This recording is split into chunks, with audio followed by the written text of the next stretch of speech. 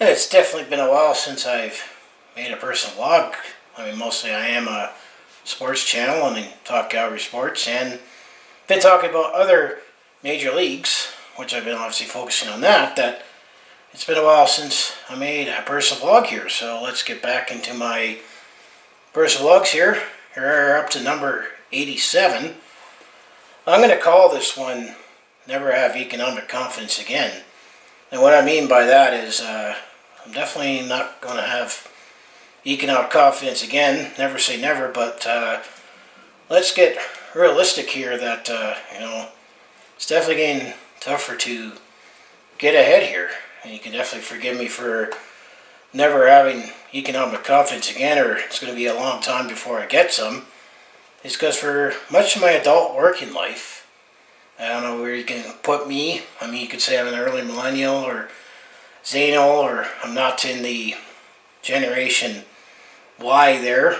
But I'm going to have to say for much of my adult working life, it's been an economic downturn here.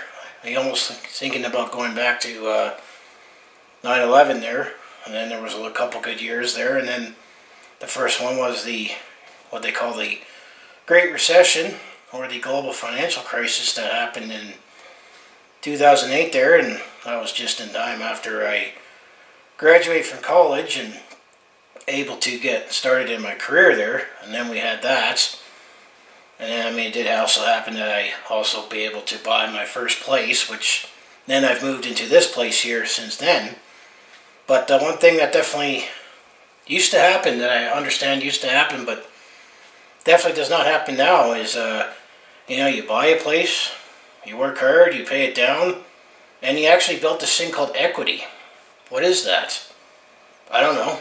I don't know what equity is, because it seems like ever since I've owned a place, the property value drops much faster, and you still own more than you own. Like your mortgage is worth still more than you owe than your place is worth suddenly. So you're always underwater here because you've had the Great Recession there, and then it felt like we might have maybe just started recovering here. And then where I live, oil and gas is a big part of it here, but then the oil crash happened, and then we were into this recession here, which, to be honest with you, I don't think we never really got out of it. And then as you're down, trying to get up here, this global pandemic definitely kicks you while you're down here. And this is why I definitely feel that it's going to be tough to get economic confidence again, to do, what generations before us used to do, in terms of buying. I mean, obviously, you're always going to need a place to live, and I would think that maybe one of these decades that'd be better off at least owning a place instead of renting here. But it seems like the last, 10, 11 years that I've been on my own, living on my own here, I definitely would have been better off renting, because I was able to barely get some equity there after when I was wanting to move, and I had to wait till moving to this place here. I only barely had enough, to put, the 5 down and pay everyone involved and move.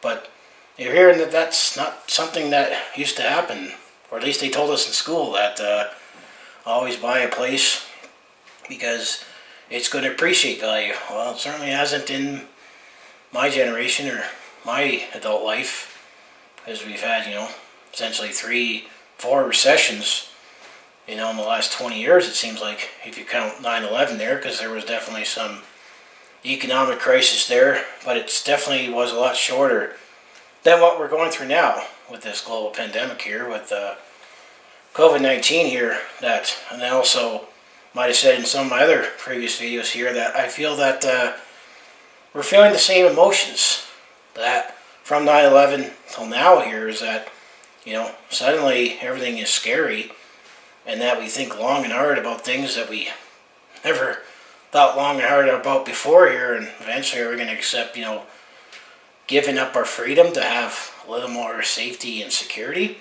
Because that definitely seems to be going out here, when I do go out to buy necessities here, because definitely it's hard to get big ticket items these days, because, times always feel tough here, and the fact that,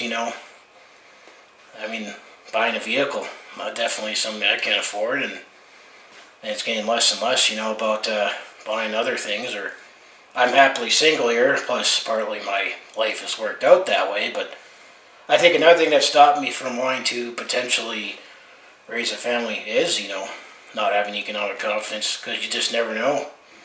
I mean, you always work hard here, but the economy always seems to be even more cyclical, where one day you're, the boss is left and right hand guy, then the next day suddenly you're showing the door, you're out of here because of various things. A lot of time that doesn't seem to be out of control here, but that's how I feel right now, that it's going to be a long time before I have economic confidence again, because there's things that I'm doing, or seems like many in my demographics here, or have to struggle with it, especially if they're raising a family.